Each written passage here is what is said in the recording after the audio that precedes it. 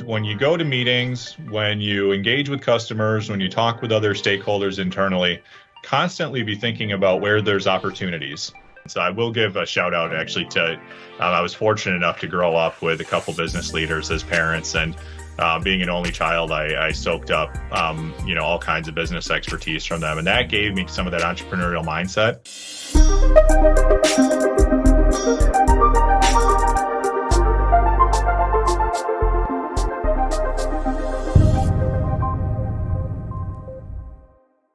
Welcome to the Change Agent Podcast. My name is Nathan Lasnoski. I'm Concurrency's Chief Technology Officer. Welcome to the show. This is the show where we talk about change agents that are transforming the technology market that they're in. They're executing on business transformation, technology transformation. They're bringing substantial amounts of intuition and capability to their companies. One of the conversations we had, we were talking about companies that are changing payment industries. Another, we talked about healthcare, management, development, all areas where companies are needing change agents to come to the table, to think about problems differently, bring technology to a business problem, and change the way the business thinks about itself. Today is no different. We have a great guest on the program today. Today we have the Director of Strategy and Analytics from Astrolock, Dustin Schimek. Dustin's been involved in the analytics space for a long time. He's really active in the community, does a lot of work with thinking about what it means to be in analytics, how you transform a company, and how you get started. So we're going to have a great conversation today. And I'll welcome to the program, Dustin. Hey, Nathan. Hey, it's awesome to be here. I just love the concept of this show, and I love everything about change agents and being a change agent myself. So super excited to be here, and I'm definitely honored to join the list of guests. I took a look at everyone you've had on in the past, and super honored to be a part of that list. Awesome. Well, we're glad you're here. And a common Packer fan is on the show, maybe for the first time. That's right. Absolutely. I think I'm jealous because we were talking before the show about you being a season ticket holder, and the best that I can claim is that I have a dashboard out on Tableau Public that I update every year. I've actually been updating it every year since my son was born, because of course when he was born I followed the same tradition that other Wisconsinites often do, and that I put him on the season ticket waiting list. And so I thought, gosh, it'd be fun to create a visualization kind of the pace towards when we would get tickets. And I think right now he's been on the wait list for a little over 6 years, and we're pacing to get tickets by, I think it was 2083 as of the last update, which was just a couple weeks ago when I got the latest update from the Packers organization of where we were on the waiting list. So it hasn't moved a whole lot. We'll see what happens in the future here, but I think I'd be a little over 100 years old when we get him. So hopefully my son gets him, but I'm not so sure about me. Maybe you can live to see that day. That'll be the crowning moment. You never know. Life expectancy hopefully continues to go up. That's right. Yeah. All right. Well, talking about analytics, let's just open up the idea about what it means to grow a career in analytics. Like what got you started? What do you think about those first steps as you start moving into that space? Yeah, that's a great question. And I know one that a lot of folks are asking, nowadays. How I really got into it was I took an analyst position, kind of an entry-level analyst position, maybe a lesser position than maybe I could have gotten when I finished my MBA. But I took a position that was interesting to me. And it was interesting to me because I thought there would be an opportunity to kind of be an entrepreneur in the position. I heard a little bit about the company and the things they were doing with data. And I thought, gosh, they're probably going to task me with quite a bit of stuff when I come in, but it sounds like, based upon where they're at in their journey and what they're working on, that there's going to be an opportunity for me to take, I've always had kind of this entrepreneurial mindset, to take that entrepreneurial lens, take a look at the landscape of projects that they have and opportunities that they have once I spend a few months in the company, and then kind of use my skills, my technical skills, to maybe build some solutions that help solve those challenges that they have. And so for me, it was just really, I was interested in analytics, but analytics wasn't as big of a field at the time. I was more interested in being an entrepreneur. And I think there's a big opportunity, probably more so even now today than there was 10 years ago, to use those two things together to create huge value for an organization. Being strong technically, strong with analytics, but then also having that entrepreneurial mindset. Tell me a little bit about what it means to be entrepreneurial. I love the idea of like, I got an MBA. I should be doing something more than this. And you think, oh, I'm going to take this analytics position, combine that with what I've learned from an MBA. What is Right. a lot of people throw around the term entrepreneurial mindset. What does that mean to you in the data space? Yeah, that's a great question. What it means to me is first off, and this is kind of counterintuitive if you're in a technical field or in the analytics field, but it's setting the technology and your analytical skills aside for a moment.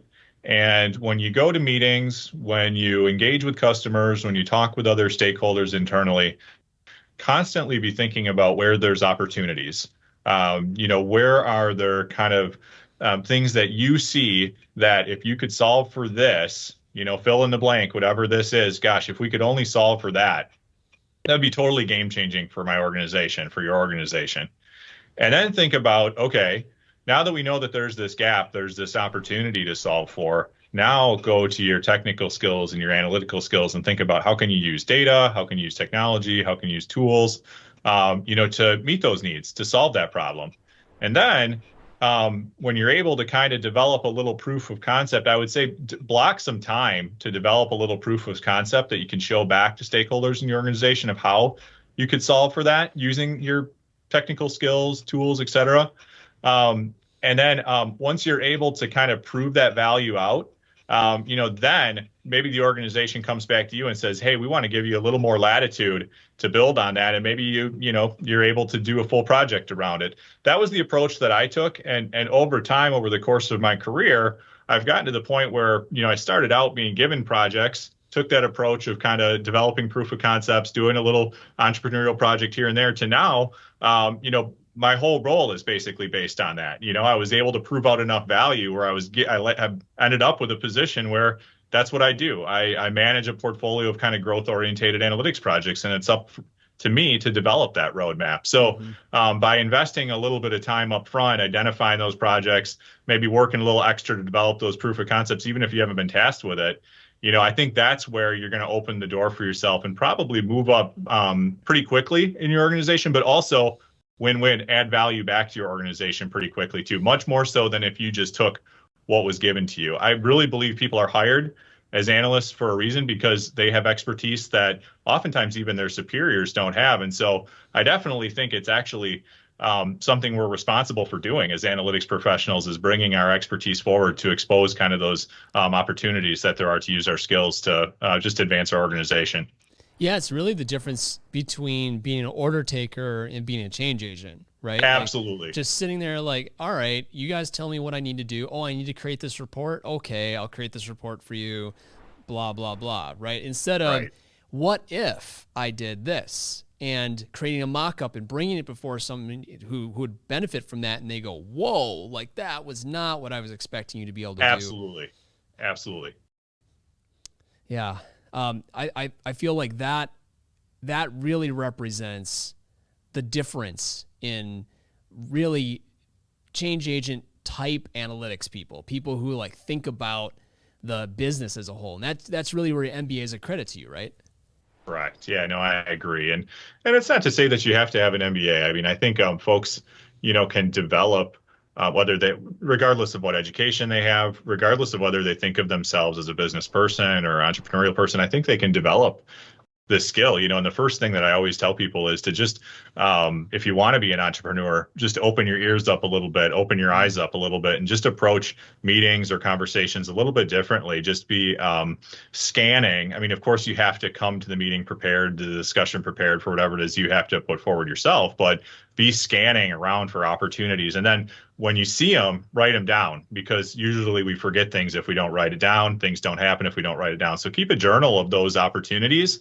And then when you have time, go back to it and kind of force rank your ideas. And then maybe you develop a proof of concept or two out of the first couple that are on there. Got it. What's the process once you've identified that opportunity? So you've been listening, right? You've been doing more than order taking. You've been listening. You found that opportunity. You mocked it up. You even put it before people. They think it's exciting. What's the process after that to take ideas forward? Yeah, that's a great question. I think, from my experience, taking a scrappy approach to building out an analytics project, can only get you so far. it can kind of get you over an important hurdle, and that is proving out the value of it. But then to your question, you have to be able to scale oftentimes that concept across the entire organization or to a broader group of folks. And usually that scrappy approach that you took, gathering all the data yourself, haphazardly cleaning it up, building some views, sharing that out. Usually that's not a sustainable, scalable model in a large organization. And so what I've done is once I've gotten excitement from the business, that's always my first goal, is to get excitement in the business. And with some of the key folks on the business side, I'm very much a front end person. I've been on the front end of the business in every role that I've been in. But there's also an extremely critical component here within, what's oftentimes in the IT side of the business, the BI teams, developers, things like that. Once I get excitement on the businesses, I'll start to articulate what it would take, or what my perception is it would take to help build out a better infrastructure that would support scalability behind the project. And usually it's much easier to go and ask for some resources on the IT side of the business, or from an outside firm or whatever, to do what's necessary to scale up that project. Once you have that excitement in the business, getting that excitement is usually the first step. Then it's putting the pieces in place to get a good foundation laid to scale. But the thing that I've oftentimes seen is the reverse, is actually folks going for all of the spend and getting all the work done before building the excitement. And to me, that just hasn't been the most effective model. I think it can be in some cases, but to me, it hasn't been the most effective. Yeah, I think you totally hit on something there, which is that without the excitement, it's difficult to get the forward movement and to drive the commoditization of the usage of analytics. Right. And Correct. so many companies, they start with the back end first. They start with like, well, as a build it, you will come, they will come sort of thing. I'm Right. Yeah, create that's true. this cloud data environment over the course of a year, and then eventually I'll release it, and people's all gonna love it. And what ends up happening is that just takes so long to bring to market versus Very starting true. front end, getting excitement, right, and getting them Very into true. yeah. I agree. In that same picture, of creating the excitement, you mentioned something that was interesting, this sort of scrappiness, right? Mm-hmm. Like that the scrappiness got it off the ground, but then there is a certain degree of, okay, cool, like you were scrappy, you got this scorecard together and it shows something, but then there's a trust, right? There's a trust behind that. How do you build the right process to facilitate the trust they need in the platform and the data? Yeah, I know that's a great question. And so, as I start to roll out, even if it's a proof of concept or kind of a fuller scale solution, as I do these things, I think about what a very intentional plan would be to start to socialize some of the insights that are seen from it, or the functionality within it. And I usually take an approach where, again, same thing really for the proof of concept as well as, a full scale solution, is I try to keep training sessions as individualized as I possibly can, but I'll try to get with every key stakeholder one-on-one, or maybe one-on-two. If it's one-on-two, I'll try to have their manager included, and I'll try to talk to their manager ahead of time to make sure that we're aligned on what we're talking about. But I'll usually have an agenda that's divided into three components, so kind of three goals to that time that I spend with the key stakeholders that I'm sharing this with.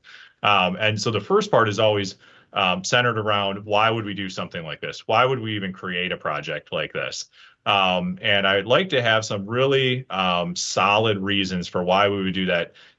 Kind of get the person to the point where, absolutely, they're nodding their head. It's like, yeah, you'd be crazy not to create something like this, right?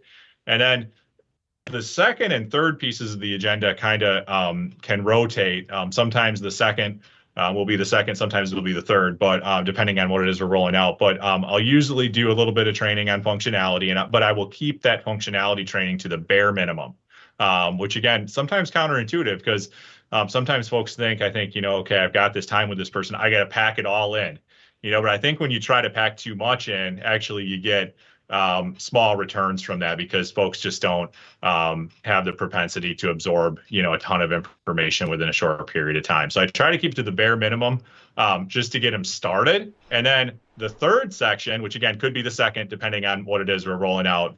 But I like to give them some examples, and I like to give them examples that are very that resonate with them. They're personal to them. So, as an example, if I'm training a salesperson on a new analytical tool or dashboard or whatever that we rolled out, I'll take a look. If I don't know them, I'll take a look at their LinkedIn profile or do some research on them and try to think of some examples. If I'm navigating their sales territory in the analytical tool, as an example, and I know they went to college somewhere within their territory, I'll try to tie in some example with that or something to make it personal, and also something that would make it enticing for them to do for a business reason. So like, hey, perhaps if you engaged with this customer that's down the street from you, and they're like, oh yeah, that's my street, like everyone knows where they live, right? Like, gosh, I could sell them products A, B, and C. From what your research shows, it shows that a customer like that, likes to buy product A, B, and C. Mm-hmm. Who wouldn't like to do that, right? Business people like to grow their revenue. And so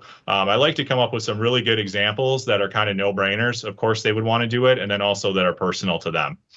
So that's kind of the approach I take, and it can be time consuming, but this is an activity that I think really pays dividends long term. It enables kind of that exponential ramp up. If you train people the right way, engage them in what you've deployed, that's where I think you get the full realization and then some of the return on a project. When you do nothing, that's when I think we see some of these complete failures and no return on massive projects and stuff like that.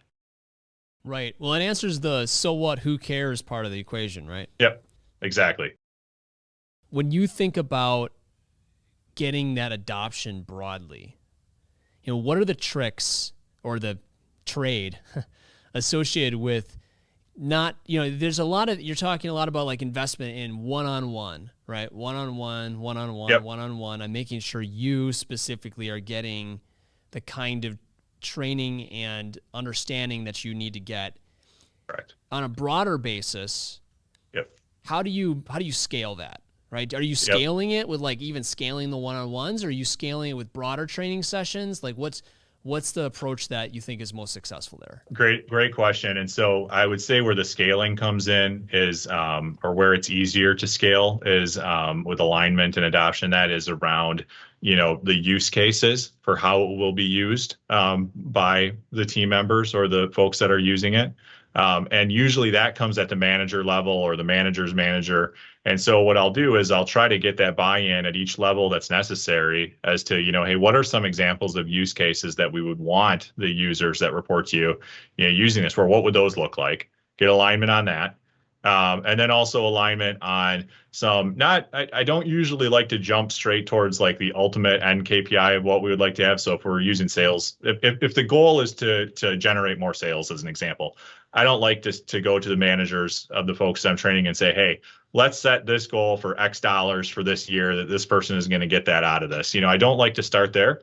I like to, again, like I said, I'd like to get some buy-in on how they're going to use it, what some of the examples are of how they're going to use it, get them using it. And what we'll do is measure their usage of the tool, and not in a punitive manner, but just make sure that we're measuring who's using what. So literally looking at how much time they're spending, what they're looking at, things like that. And then if we have folks that aren't using it, that's a conversation where their manager can go to them and say, hey, again, not in a punitive manner, but, kind of ask some questions, get curious, like, how's it been going using this tool that we just deployed?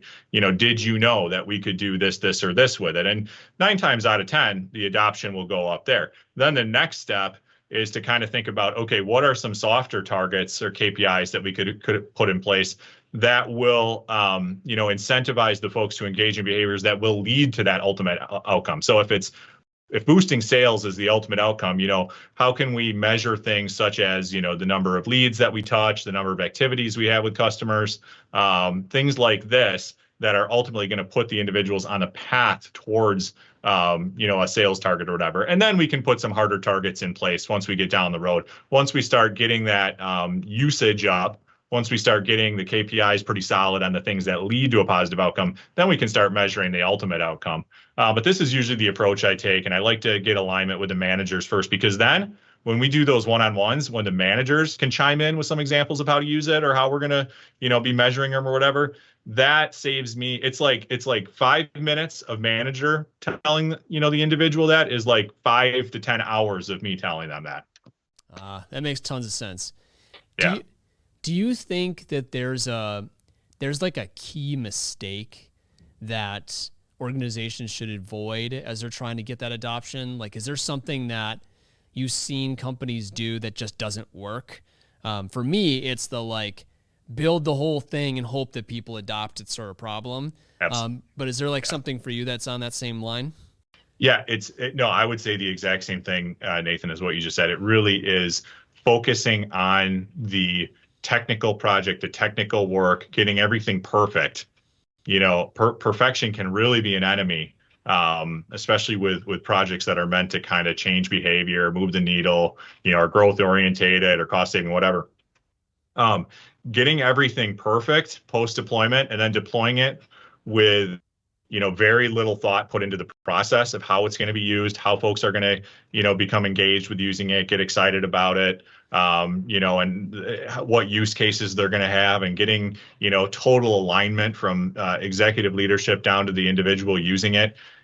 These things are just as important, in some cases, maybe more important than the technical work itself. And so I think the biggest mistake that folks make is assuming that, I have heard a comment over the course of my career on certainly more than one occasion of, when I start talking about this importance of all this process work, sometimes folks will say, Dustin, I don't think you're going to have to tell them why it's important. They're professionals. They'll get it, and that I think is a big mistake. Mm-hmm. I think that's a big mistake because even if people ought to get it, we're spending so much time and money oftentimes on these projects that it's not worth the risk of leaving that to chance.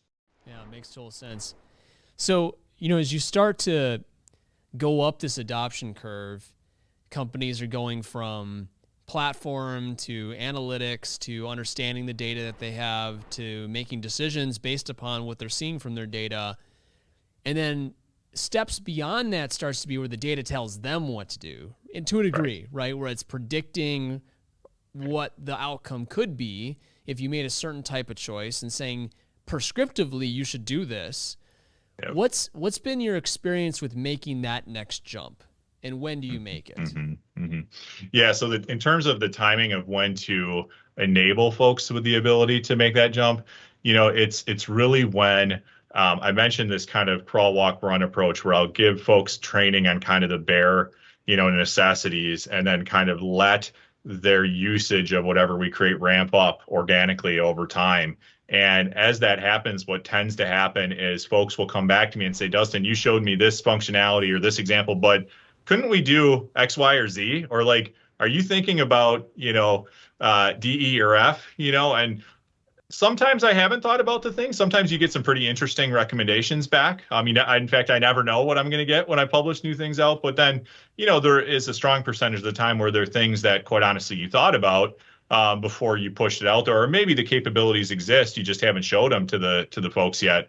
But I like to wait for them to start asking those types of questions, because then I know, okay, if there's something that they think I didn't give them, this means they're ready for more. And so with some of the larger projects that I've implemented over the course of my career, we're getting to the point where I've observed that folks are starting to ask for some of, you use the word, predictive capabilities and prescriptive capabilities. And so what I think is that when you do take a crawl, walk, run approach, you start with descriptive, diagnostic, and then you get to that point where folks are starting to get interested enough in predictive and prescriptive. That's the time where you start to push some of that stuff out. And hopefully you've laid a good enough foundation where from a technical standpoint, it's a very short leap to make. Mm-hmm. And probably from a, change management perspective, it'll be a smaller leap than it would have been if you would have rolled that out in the beginning, because folks have more of a palate for it. They're more comfortable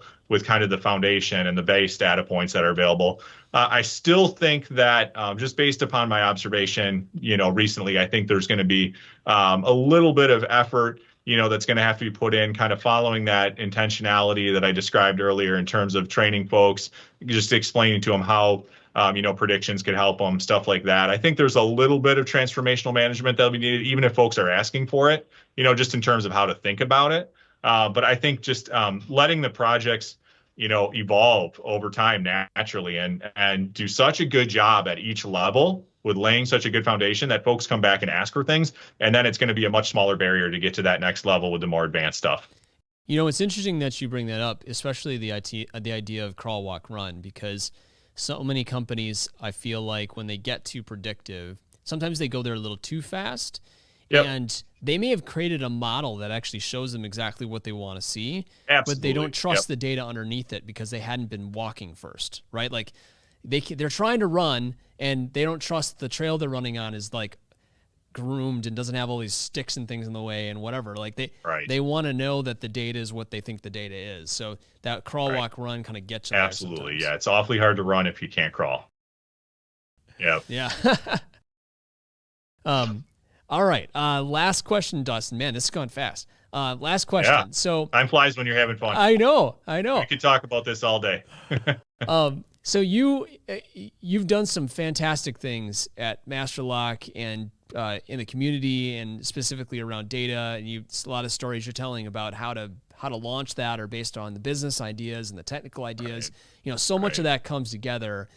Tell me a little bit about who's inspired you to be able to have that skill set and to engage the way you're engaging. Yeah, for sure. That's a great question. So I will give a shout out actually to, I was fortunate enough to grow up with a couple business leaders as parents, and being an only child, I soaked up, all kinds of business expertise from them. And that gave me some of that entrepreneurial mindset that I mentioned as I went into kind of the analytics field and some of the more technical work that I've done. I felt I've always had an advantage because I've had a little bit more of that business mindset than maybe some others around me. Not everyone, but I think, it's just a little bit more of a business mindset. And so I have them to thank for that.